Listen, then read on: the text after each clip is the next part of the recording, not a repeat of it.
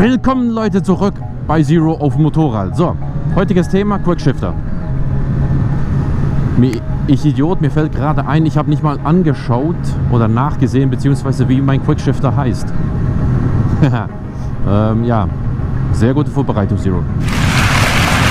Egal. Willkommen zurück bei Zero auf einem Motovlog-Begleitungsvideo. Heute sind wir im Schwarzwald. Ich dachte, ich komme hierher, weil nur hier kann ich den Quickshifter effektiv testen. Fazit Nummer 1, Quickshifter in der Schweiz überflüssig. Braucht man nicht, wird man nie einbauen müssen, sollen, was auch immer. Zu teuer für das, was es bietet. In der Schweiz unbrauchbar, bis wir unsere Regeln puncto Geschwindigkeit anpassen. Deshalb ich heute Schwarzwald alleine. Michael Jackson in meinen Ohren. Woohoo! Der Tag könnte nicht besser sein.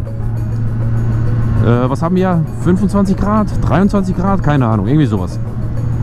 Ich chille es hier ein bisschen heute, nehme es ganz gemütlich, denn alleine fahre ich nicht annähernd an meine Grenzen.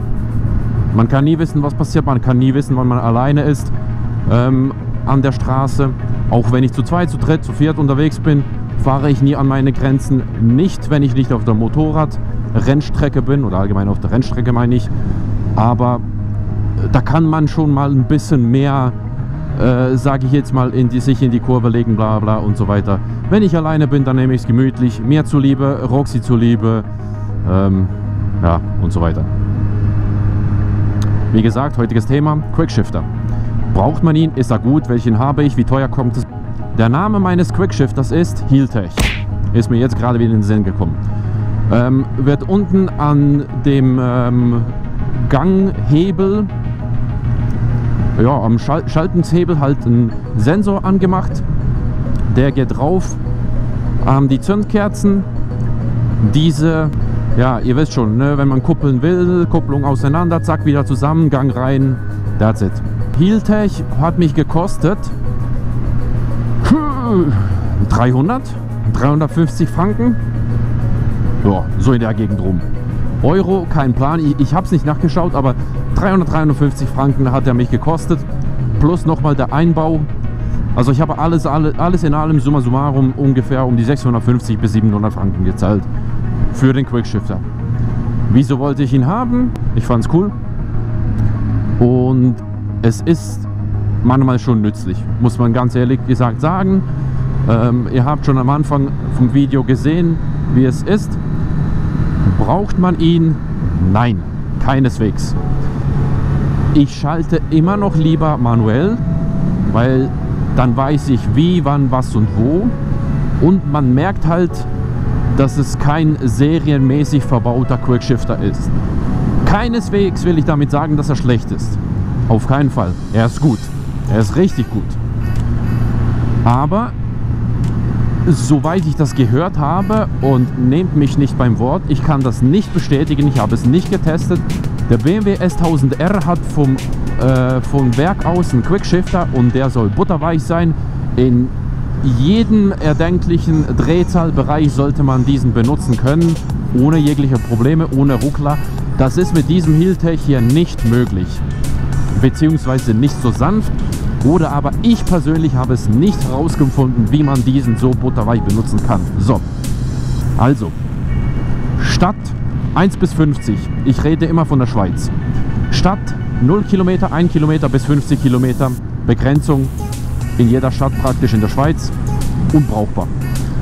Wenn man vom ersten in den zweiten Gang schalten möchte, mittels Quickshifter, sollte man schon, ja komm, testen wir es doch gleich mal hier. Ich habe niemanden hinter mir. So, erster Gang. Also, geben wir Gas. erster Gang. 8000 Umdrehungen, butterweich. 9000 Umdrehungen, dritter Gang. Vierter Gang. Fünfter Gang. So. Ne, ihr habt gesehen, was ich meine. Also, man sollte ungefähr bei 8000 Umdrehungen sein, wenn man möchte, dass es sich wirklich butterweich anfühlt. Also dann jagt er den Gang rein, man merkt so ein Zuck, so ein kurzes Ruckeln. Ja. Und geschehen, Weiterfahrt. Im ersten Gang bei der Z1000 ist man ja schon weit über 50. Somit ist es, oh schön, somit ist es in der Schweiz nicht brauchbar. Ergo verhält sich das Ganze auch dann entsprechend so, wenn man zweiten, dritten, vierten Gang hat. Oh, hier müsste ich mal ein Foto machen, das sieht richtig geil aus. Anyway. Ich war damals, als ich den Quickshifter einbauen wollte, kurz vor der Rennstrecke. Und deshalb habe ich ihn eigentlich auch eingebaut, weil ich wollte einfach mal sehen, wie das ist. Es hat mich gereizt. Ich benutze ihn auch, wenn ich beispielsweise irgendwo auf den Alpen bin oder jetzt hier im Schwarzwald benutze ich ihn öfters. Ja, für solche Sachen eigentlich.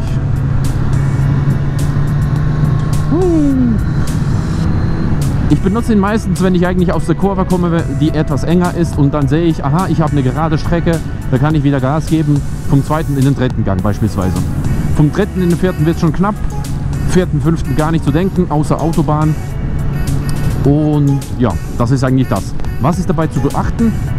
Man darf nur schalten, wenn man am Gashahn zieht. Das heißt nicht so ein bisschen und dann bleibt man stehen und dann knallt man den Gang rein.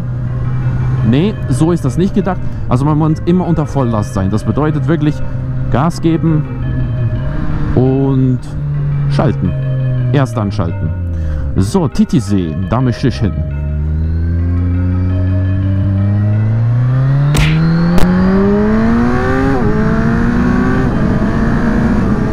So, ihr habt gesehen, was ich meine. Ich bin die ganze Zeit am Gas gewesen.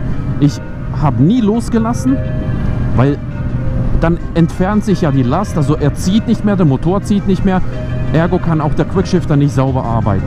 Er muss, schau mal, so 7000, jetzt, etwa in diesem Stil. Das bedeutet, man muss wirklich am Gashahn ziehen, man muss ihn aufdrehen, damit eine Zuglast entsteht und dann kann man wirklich sauber schalten. Alles andere bringt nichts. Ich weiß nicht genau, ob schädlich ist, ich nehme an schon. Mir wurde gesagt, ne, gut Gas geben, unter Volllast schalten, wird auch überall so angegeben, mache ich auch. Und man merkt auch, also wenn man mal geistesabwesend irgendwie an einen Kupplungshebel rankommt, also nicht ein Kupplungshebel hier, sondern ein Kupplungs unten bei den Füßen rankommt und der Quickshifter meint dann, man möchte schalten und man ist aber nicht unter Volllast, das ruckelt dann schon ganz schön und haut den Gang irgendwie ins Neutral, manchmal aber auch rein, aber dann ruckelt es extrem, also nicht zu empfehlen. Ich glaube, dem Getriebe tut das effektiv nicht gut. Was finde ich ganz geil bezüglich diesem Quickshifter im Vergleich zu anderen, weil ich habe mir nicht nur den Heeltech angeschaut, sondern auch Alternativen. Richtige Quickshifter, also sagen wir jetzt mal solche, die man auch in Rennmotorrädern einbaut, für die Rennstrecke, bla bla bla, ich kenne mich damit überhaupt nicht aus und habe mich auch nicht auseinandergesetzt, aber die meisten werden verbaut, müssen dann an einen PC angeschlossen werden, um dann zu kalibriert zu werden, eingestellt zu werden.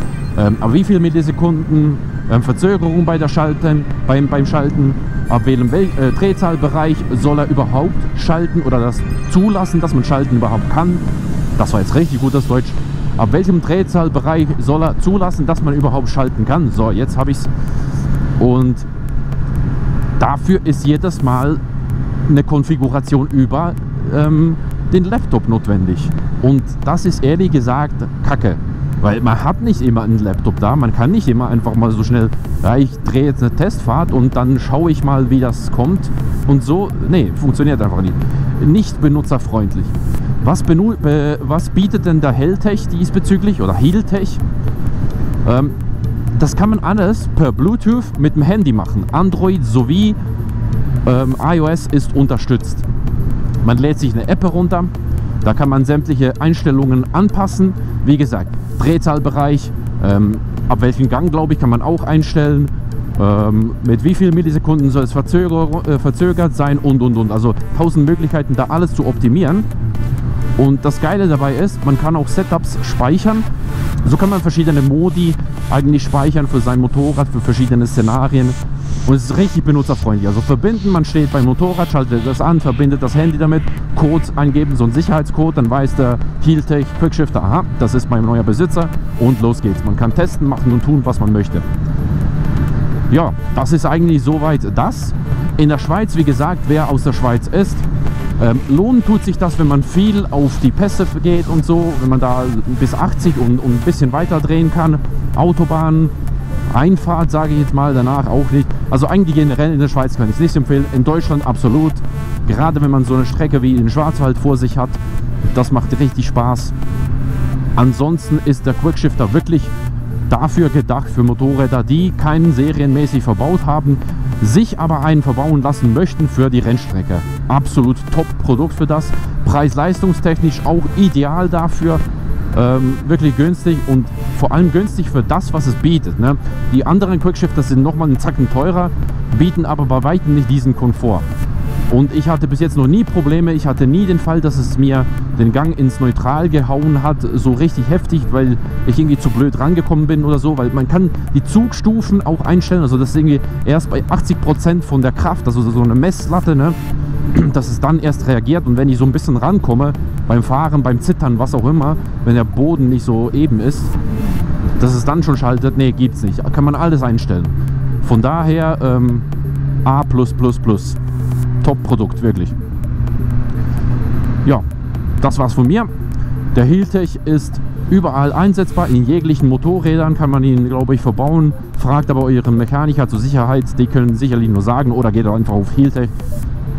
Die werden das schon irgendwie getestet haben und können dann genauer sagen, passt es in mein Motorrad, ja oder nein. 2016er Jahr, Baujahr, kein Problem. Hat ratzfatz reingepasst, wurde eingebaut, alles top.